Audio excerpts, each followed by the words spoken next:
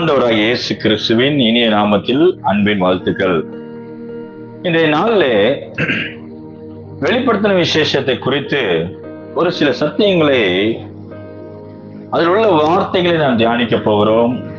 அந்த புஸ்தகத்துடைய பின்னணியம், இந்த புஸ்தகத்தை ஏன் அநேக விசுவாசிகள் வாசிக்கிறதில்லை, இதுக்குள்ள இருக்கிற சத்தியங்கள் என்ன, ஏன் இந்த புஸ்தகம் நமக்கு மற்ற நிருபங்களை படிக்கிறது போலவும், மற்ற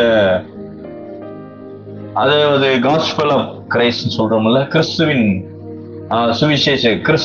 சுவிசேஷம் எழுதப்பட்ட மத்தேயு, மார்க்கு, லூக்கா, யோவானை போல ஏன் அந்த மாதிரியாக நமக்கு புரியவில்லை, ஏன் படிப்பதற்கு அவ்வாறா இல்லை என்பதை குறித்தும், அது மாத்திரமல்ல இந்த வெளிப்படுத்தல் விசேஷம் புஸ்தகத்தினுடைய நோக்கம், எழுதப்பட்ட நோக்கம் என்பதை குறித்தும், இதை நாம் படிக்கிறதுனால ஒரு ஆசீர்வாதமும், இதை படிக்காமல் போனால் இதை நாம் இழந்து விடுகிற ஆசீர்வாதங்கள் என்ன என்பதை குறித்தும் ஒரு சில காரியங்களை தியானித்து நான் ஒரு முன்னோட்டமாக இந்த வீடியோ பிரசன்ட் பண்றேன்.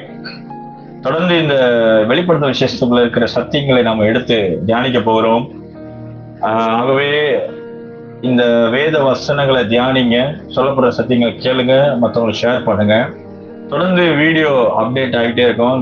புக் ஆஃப் ரெவலேஷன் குறித்த சத்தியங்கள், வெளிப்படுத்தின விசேஷம்ன்ற டாபிக்லேயே வரும், அதெல்லாம் நீங்க அப்டேட் பண்ணிக்கோங்க.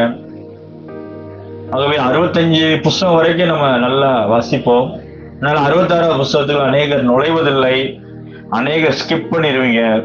ஆகிலும் நீங்களும் நானும் ஆவியானவர் இந்த 66வது புஸ்தகத்துக்குள்ளே கடந்து வந்து இந்த 65ல சொல்லப்பட்டவைகள் 66ல உள்ள ஆசீர்வாதத்தையும் பற்றிக்கொள்ளும்படியாக ஆவியானவர் விரும்புகிறார். ஆகவே இந்த சத்தியத்தை கேட்கிற நீங்கள் ஆசீர்வதிக்கப்பட்டவர்கள். முதலாவதாக, ஏன் இந்த புஸ்தகம், வெளிப்படுத்தல் விசேஷ புஸ்தகத்தை ஏன் அநேகர் விரும்புகிறதில்லை அப்படின்னு பார்க்கும் பொழுது, இந்த புஸ்தகம் அநேக விசுவாசிகள் குறைவாகவே படிக்கப்பட்டிருக்கும். எப்படி லேவியாரம் புஸ்தகத்துல படிக்கும்போது அநேகர் அதில் உள்ள ஆசிரியப்பு முறைகளை படிக்கும் பொழுது உள்ள அப்படியே ஸ்கிப் பண்ற மாதிரி படிக்கணுன்ற மாதிரி எல்லாம் கடகடன் வாசித்து போயிடுவாங்க, இல்லை புரியாத மாதிரி வாசிப்பாங்க. அநேகர் 66வது புஸ்தகமாகிய வெளிப்படுத்தல் விஷயத்தை படிக்கும்போது கடமைக்கும் வாசிப்பாங்க. இந்த உருவகத்துல சொல்லப்படுகிற பிக்சரைஸ்டா வந்ததுனால அது அவங்களால திங்க் பண்ண முடியல, அது என்ன சொல்ல புரியாமல் ஒரு வெளிப்படுத்தல் விசேஷ புஸ்தகம் ஒரு மறைபுறான புஸ்தகம் போல இருக்கிறபடியால் அநேகர் அதை படிக்கிறதில்லை. அது மாத்திரமல்ல, இதுல சொல்லப்பட்டிருக்கிற ஆசீர்வாதங்களும் இதுல சொல்லப்பட்டிருக்கிற சத்தியங்களும் அநேகருக்கு தெரியாததுனாலே அதை குறித்த ஒரு முக்கியத்துவம் இல்லாமல் போய்விடுகிறது. வெளிப்படுத்தல் விசேஷத்தினுடைய நாம் படிக்கும் பொழுது இந்த புஸ்தகத்தினாலே அநேகர் எது தள்ளப்படுகிறார்கள். இந்த புஸ்தகத்தை படிச்சதுனால, அதுல சொல்லப்படுகிற வசனத்தை வியாக்கியானம் பண்றதுனால, தியானிக்கிறதுனால அநேக சபைகள் பாதிப்பு, அது மாத்திரமல்ல குழப்பங்கள், இது மாதிரியாக வந்து பிரிவினை உண்டாகிறது போல் இருக்கிறது. ஆகவேதான் அநேகர் அதை படிக்காம போயிடுறாங்க. ஆகிலும் ஆவியானவர் பிரிவினை ஆவியானவர் அல்ல, அல்லது கிறிஸ்துவின் சபையானது ஐக்கியத்தை ஏற்படுத்துகிற சபையான ஒரே சபையா இருக்கிறபடியால் ஆவியானவர் சபைகளுக்கு சொல்லுற காதுள்ள கேட்கணும்னு சொல்லிக்கிறபடி சபைகளுக்கு விசேஷமா வெளிப்படுத்தின விசேஷம் இதை வாசிக்கிறவர்களும் கேட்கிறவர்களும் பாக்கியவான்கள் என்று சொல்லப்படுகிறது. ஆகவே இந்த வசனத்தை நாம் படிக்கும் பொழுது பாக்கியவான்களா இருப்போம். வெளிப்படுத்தின விசேஷத்தை படிக்கும் பொழுது நாம் பாக்கியவான்களா இருப்போம். அதில் சொல்லப்படுகிற வசனங்கள், வார்த்தைகள் நம்மளை ஆசீர்வதிக்க வேண்டியதா இருக்கிறது. இந்த புஸ்தகத்துடைய பயமுறுத்துறதுனாலே அநேகர், இதுல சொல்லப்படுகிற சத்தியங்கள் பயமுறுத்துறது போல எழுதப்பட்டிருக்கிறபடியால் அது அர்த்தம் புரியாதனாலே பயப்படுகிறார்கள், ஆகவே படிக்கிறதில்லை. அது மாத்திரமல்ல, இந்த புஸ்தகத்தை நாம் படிக்காமல் போவோம் என்றால் இதுல இருக்கிற ஆசீர்வாதங்களை நம்ம மிஸ் பண்ணிடுறோம். வெளிப்படுத்த விஷயம் 1:3 சொல்கிறபடி ஆசீர்வாதத்தை விட்டுருவோம். அது மாத்திரமல்ல, இந்த வேத புஸ்தகத்தை நாம் படிக்காம போகும்பொழுது கடினமான சூழ்நிலைகள், இந்த வேத புஸ்தகத்தை படிக்கும் பொழுது, விசேஷமா வெளிப்படுத்த விசேஷத்தை படிக்கும் பொழுது அந்த நாட்கள் உள்ள சூழ்நிலையை பார்ப்பீர்கள் என்றால், விசுவாசிகள் உச்சக்கட்ட சிலுவை சுமந்து கொண்டிருந்தார்கள். விசுவாச போராட்டம் உச்சகட்டத்தில் இருந்தது. ஆகவே அவர்கள் உயிர் பிழைத்திருக்க, விசேஷமா ஆறுதலான வார்த்தைகள் நிரப்பப்பட, சபைக்கு ஆறுதல் படுத்த, அவர்களை எழுப்புவதற்காக யோவான் அப்போஸ்தலனாகிய யோவானுக்கு கொடுக்கப்பட்ட அவர் மூலமா கொடுக்கப்பட்ட வேத வசனமா இருக்கிறது. மற்ற எந்த புஸ்தகத்திலையும் நீங்க படிக்கும் பொழுது பவுல் அப்போஸ்தலன் நிருபங்கள் எழுதியிருக்கிறார். பவுல் அப்போஸ்தலன் எழுதின நிருபம்னே நம்ம எழுதப்பட்டிருக்கோம்.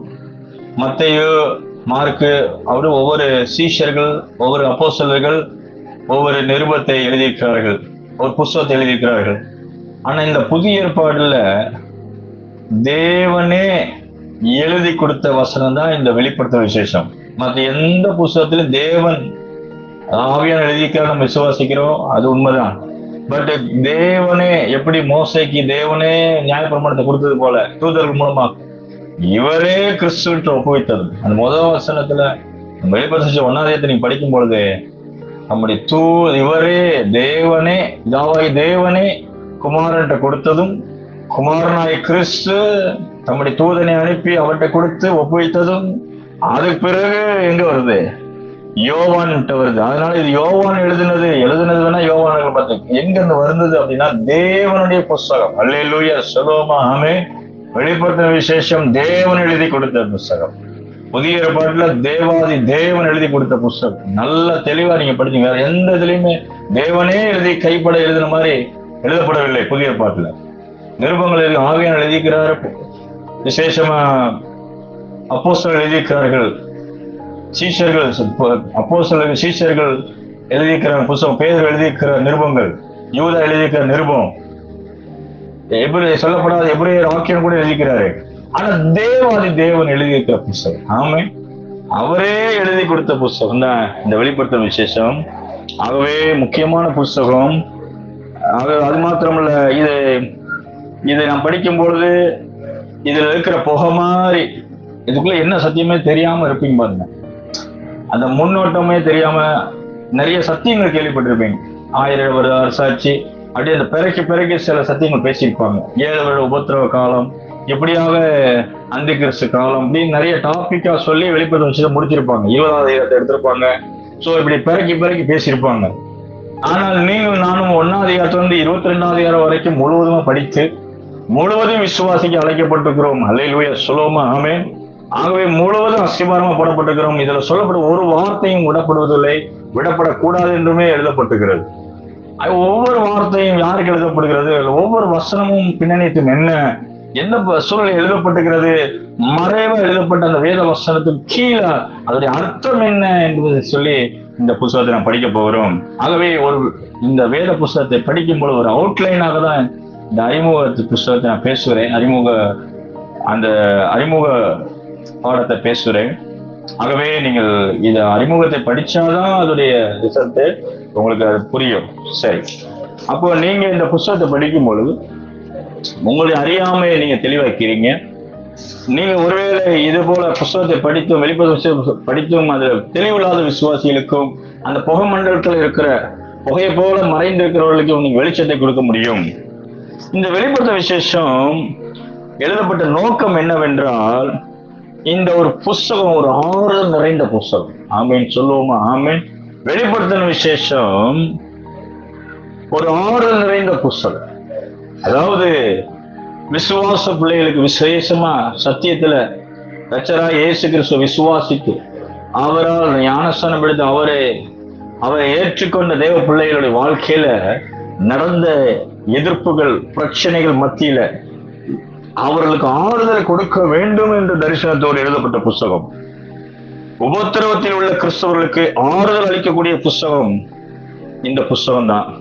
அது மாத்திரமல்ல, வெளிப்படுத்த விசேஷம் விசுவாசிகளுக்கு பயத்தை எடுத்து போடுகிறது, அவிசுவாசிகளுக்கு நீதியை செலுத்த வேண்டும் என்ற நோக்கில் எழுதப்படுகிறது. பயம் நிறைந்த சூழலில விசுவாசிகளுடைய பயத்தை எடுத்து போட்டு அவர்களை திடப்படுத்த வேண்டும் என்ற தரிசனத்தோடும், அவர்களால் பாதிக்கப்பட்ட அவர்களை பாதிப்புக்குள்ளாக்கின ஜனங்களுக்கு, விசுவாச பிள்ளைகளை பாதிப்புள்ளாக்கின அநியாயத்தில் உள்ள அநீதிக்காரர்களுக்கு நீதியை செலுத்த வேண்டும் என்ற நோக்கத்தோடு இந்த புஸ்தகம் எழுதப்படுகிறது.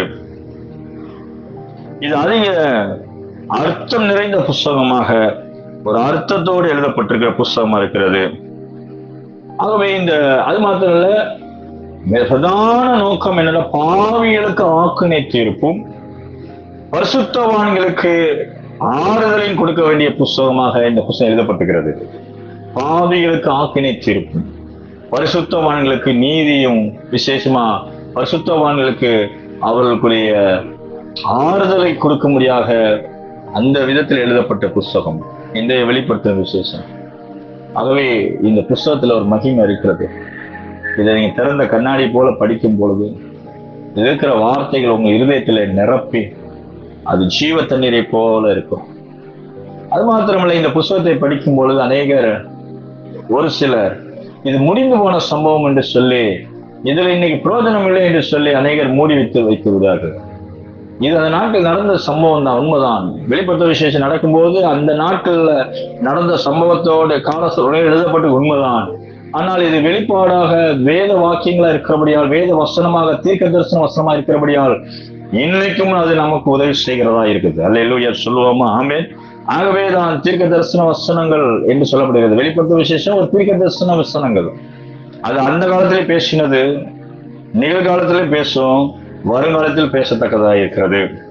அதனால முடிஞ்சு போன கதை என்று சொல்ல முடியாது, முடிஞ்சு போன சம்பவம் என்று சொல்ல முடியாது, இல்லை இனிமே நடக்க போறது என்று சொல்ல முடியாது. இனிமே நடக்க போறதை எழுதி வெளிப்படுத்த விசேஷம் என்று சொல்வீர்கள் என்றால், அந்த நாட்கள்ல எழுதப்பட்ட விசுவாசிகளுக்கு பிரயோஜனம் இல்லாம போய்விடும். ஏதோ 2000 வருஷம் கழிச்சு நடக்க போறதை குறித்து நினைத்து யோவான் மனசு நினைச்சு எழுதிப்பார் என்று நீங்கள் நானும் ஏற்றுக்கொள்ள முடியாது. அந்த நாட்களில் அந்த வேத வசனம் என்னைக்குமே இன்றும் என்றும் இயேசு கிறிஸ்துவை போல மாறாததா இருக்கிறது. ஆகவே அந்த நாட்களுக்கும் இந்த நாட்களுக்கும் இனி வரப்போற நாட்களும் சேர்த்து எழுதப்படுகிறது. ஆகவே முடிந்து போனது என்று சொல்ல முடியாது, அல்லது இனி வரப்போகுதுன்னு சொல்ல முடியாது. சிலர் இப்படி வருவார்கள், அந்த புஸ்தகத்தை ஒவ்வொரு நூற்றாண்டுக்கும் சேர்த்து அந்தந்த நாட்கள்ல உள்ள தலைவர்களோடு ஒப்பிட்டு இந்த வேத புஸ்தகம் அவர்களுக்காக எழுதப்பட்டது, இவர்களுக்காக எழுதப்பட்டது என்று சொல்வார்கள். உதாரணத்துக்கு ஜார்ஜ் புஷ் ஒரு அந்தி கிறிஸ்துன்னு சொல்லுவார்கள், ஒபாமா ஒரு கள்ள தீர்க்கதரிசின்னு சொல்லுவார்கள். இப்படியேதான் சொல்லி வேத வசனத்தோடு அந்தந்த நூற்றாண்டுகளுக்கு அந்தந்த நாட்களுக்கு எழுதி புஸ்தகம் போட்டவர்கள் அநேகர் இருக்கிறார்கள். அதுவும் தவறான ஒரு கண்ணோட்டம்.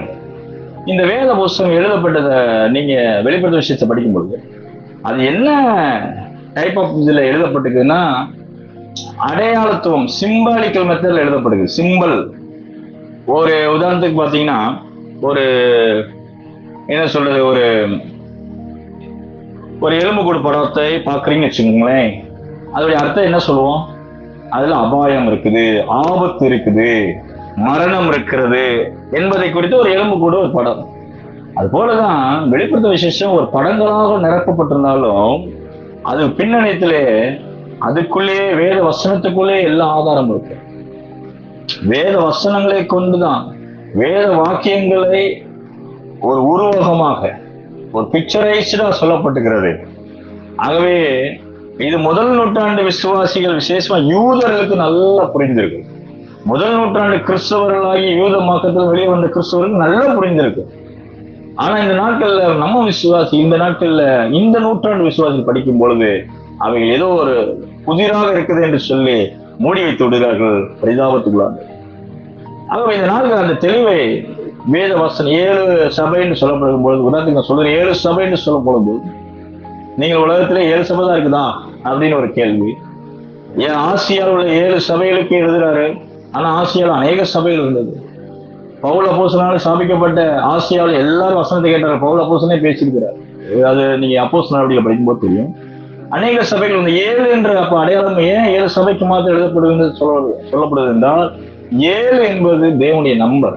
அந்த 7 எதற்கு? பரிபூர்ணத்தை குறிக்கிறது. அப்போ 7 சபைன்னு சொல்லும் பொழுது 7 சபைக்குன்னு அர்த்தம் அல்ல, முழு திருச்சபைக்கும் எழுதப்பட வேண்டியதா இருக்கிறது. ஏன் அப்ப யோவான், பத்மோ தீவில் இருக்கிற யோவான், ஏன் இது ஆவியானவர் தேவாதி தேவன் இவர்கள் உருவகமாக இவருக்கு எழுதி கொடுத்திருக்கிறார் என்பதை பார்க்கும்போது, யோவான் பத்மோ தீவில் இருக்கிறார். அரைகுறை உணவு, நாடு கடத்தப்பட்ட சூழ்நிலை, அவர் ஏற்கனவே கொல்ல முயற்சி எடுத்துக்கிறாங்க ரோம சாம்ராஜ்யம். அவரை கொல்ல முடியவில்லை. அவரை நெருப்பு சட்டியில போட்டிருக்கிறதாக சரித்திரம் சொல்லுகிறது. ஆனாலும் அதுல அவர் உயிர் பிழைத்திருக்க, அவர் சாகடிக்க முடியவில்லை. ஆகவே அவரை நாடு கடத்தப்பட்டு பத்மோ தீவுல தேவனுடைய ராஜ்யத்தின் நிமித்தம், கிறிஸ்துவின் சுவிசேஷ நிமித்தம் நான் பத்மோ தீவுல இருக்கிறேன் என்று சொல்றேன். பத்மோ தீவுடைய நிலைமை என்ன? சின்ன ஒரு பரப்பு தான், 9 மைல் இருக்கிற ஒரு பரப்பளவு. ஒரு 15 கிலோமீட்டர் சரௌண்டிங்ல இருக்கிற ஒரு சாதாரண ஒரு சின்ன தீவு. அந்த தீவுல அரைகுறை உணவு, எலியும் பெருச்சாலியும் பாம்போல் நிறைந்த இடம், உபத்திரவம், சாப்பாடு இல்லை, சவுக்கு, முதுகுல சவுக்கு, அடிதடி, வேதனை நிறைந்த ஒரு வாழ்க்கை.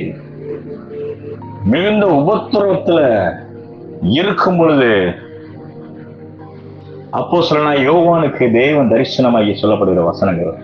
அது மாத்திரமல்ல, அவ்வளவு கடுமையான சட்டத்திட்டத்தில் இருக்கும் பொழுது அவர்கிட்ட தேவன் பேசி இதை சீக்கிரமா அனுப்புன்னு, எழுதி அனுப்புன்னு சொல்லும் பொழுது யோவானுக்கு கர்த்தர் கன்வெர்ட் பண்ணி கொடுத்தது பிக்சரைஸ்டா. அப்போ இந்த புஸ்தகம் வெளியே வரணும் என்றால், ரோம சாம்ராஜ்யத்திலிருந்து வெளியே வரணும் என்றால், அவர்களுக்கு தெரியாத ஒரு ரகசியமான ஒரு கோடுவேடு அளவுக்கு எழுதப்பட வேண்டும் என்று தரிசனத்தில் எழுதப்படுகிறது.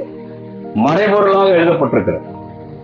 உதாரணத்துக்கு எந்த ராஜ்யம், ரோம சாம்ராஜ்யம் இவர்களுக்கு ஆக்கினை கொடுக்கணும், எந்த ராஜ்யம் கிறிஸ்துவுக்கு விரோதமா எழும்பி இருக்கிறதோ, ரோம சாம்ராஜ்யம் எழும்பி இருக்கிறது, அந்த ராஜ்யத்தையே கர்த்தர் அழிக்க போறான்ற செய்தியை அவர்களுக்கே டைரக்டா சொன்னோம் என்றால் நிச்சயம் இந்த புஸ்தகம் வெளியே வந்திருக்கிறது.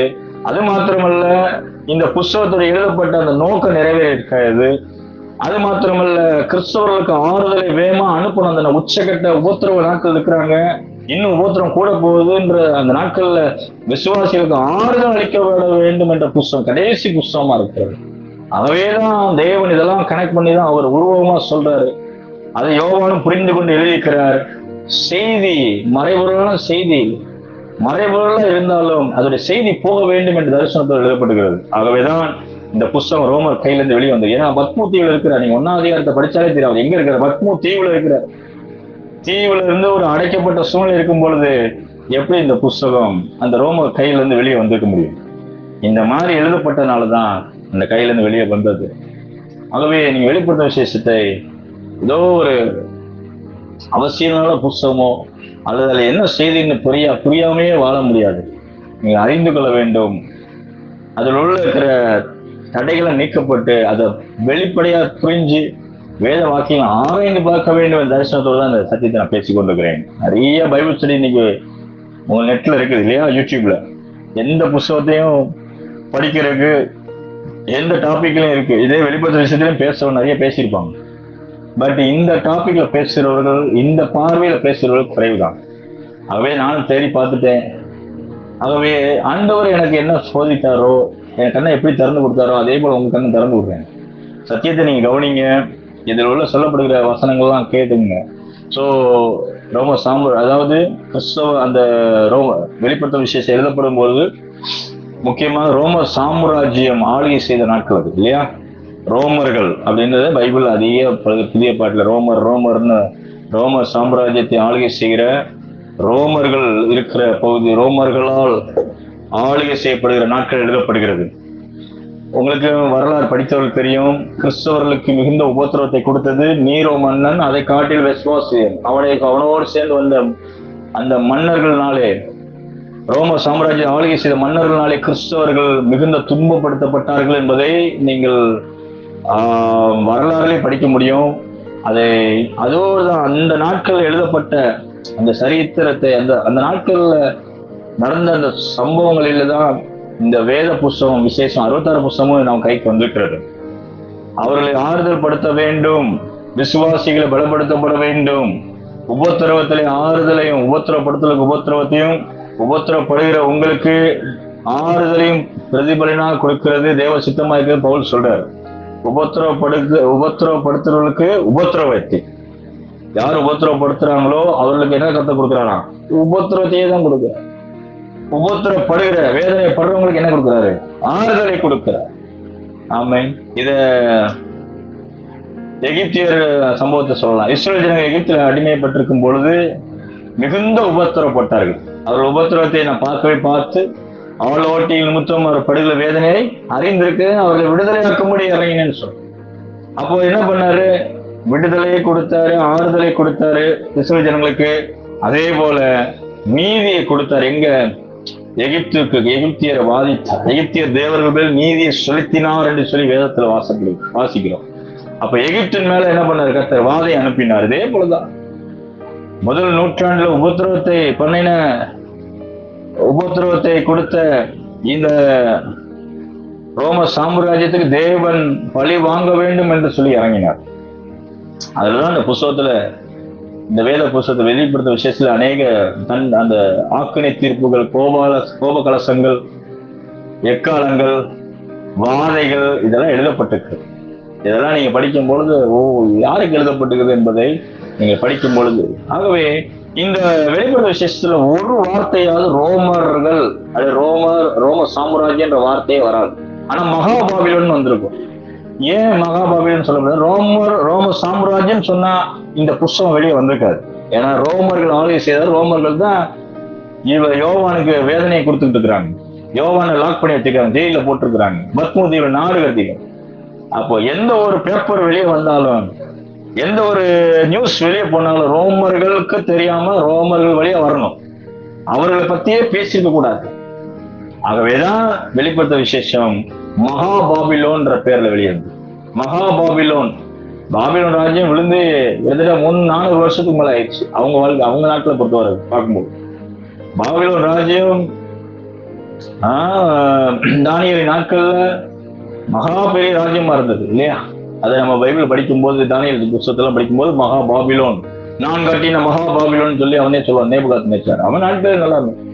பாபிலோன் ராஜ்யம் இடிக்கப்பட்டதுதான் தானியேல் சொல்லுவார் பாருங்க. ஒரு தரிசனம் சொல்லுவார், 4 ராஜ்யமா மாறுதுன்ற ராஜ்யம். ஒரு ராஜ்யம் உடைக்கப்படுது, ஒரு பெரிய சிலை, பொன்னான தலை நீரே, அது முடியுது. அடுத்து என்ன ராஜ்யமா மாறுது?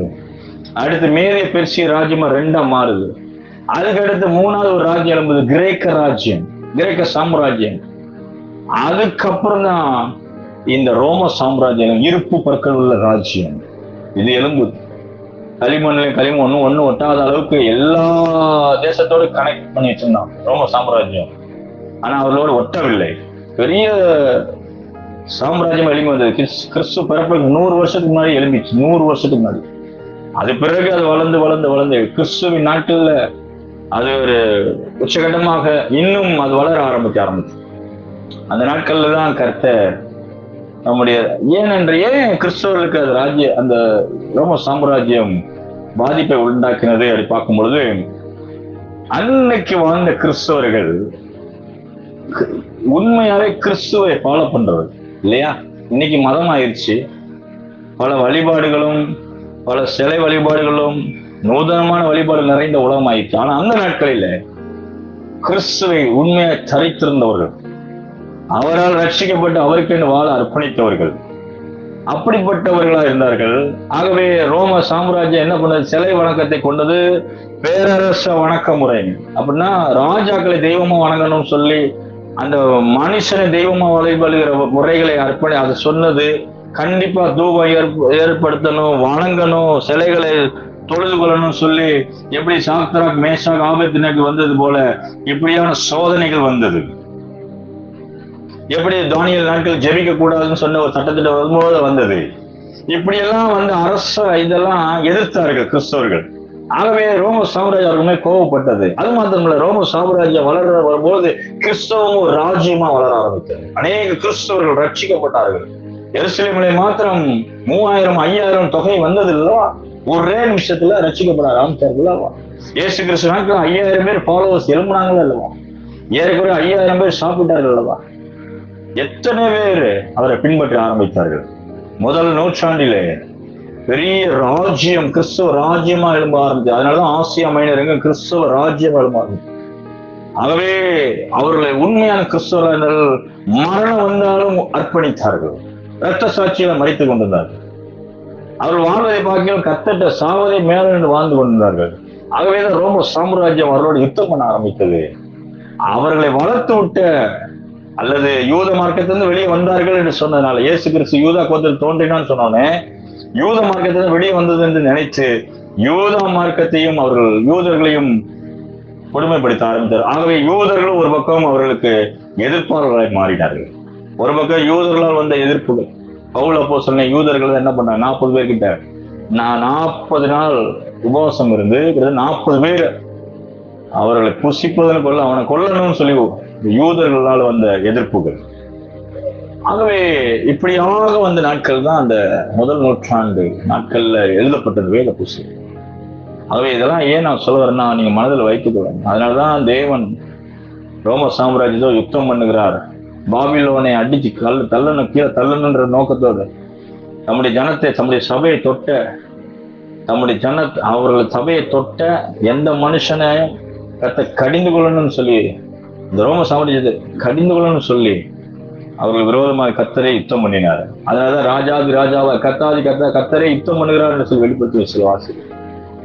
ஆகவே இது கேட்கும் தேவஜனமே, இந்த அவுட்லைனை நீங்க படிக்கும்போது ரோம சாம்ராஜ்யம் அதன் மூலமா வந்த எதிர்ப்புகளை அதை கடிந்து கொள்ள வேண்டும் என்ற ஒரு நோக்கத்தோடும், அதுக்கு ஆக்கினை செலுத்தப்பட்டது என்ற நோக்கத்தோடும், அது மாத்திரம் வெளிப்படுத்தும் விசேஷத்துல அவருடைய வருகை இருக்கிறது, அவருடைய ரட்சிப்பின் திட்டத்தை எழுதப்பட்டுகிறது, மறுபிறப்பு அடைந்தவர்களுக்கான மகிமை என்னன்னு எழுதப்பட்டுகிறது. அவர்கள் இந்த புஸ்தகம் வெற்றியின் புஸ்தகமா இருக்கிறது. ஒரு யுத்த புஸ்தகம் போல, நன்மைக்கும் தீமைக்கும் உள்ள ஒரு எதிர்ப்புகள் நிறைந்த ஒரு போராட்டத்தை போல இருக்கிறது. இதை படிக்கும் பொழுது நன்மை ஒரு மாதிரி இருக்கலாம், அது தீமை நன்மையுமா இருக்கிற மாதிரி இருக்கலாம், சண்டை போடுறது போல இருக்கலாம், நன்மை ஜெயிக்கிறது போல இருக்கும். இப்படியாக பல, அப்புறம் ஒரு நேரம் தீமை ஜெயித்த மாதிரி இருக்கும். அப்படியே மாறி மாறி வரும். நீங்க படிக்கும் பொழுது கடைசியில கர்த்தரே ஜெயித்தார் என்பதே முடியும்.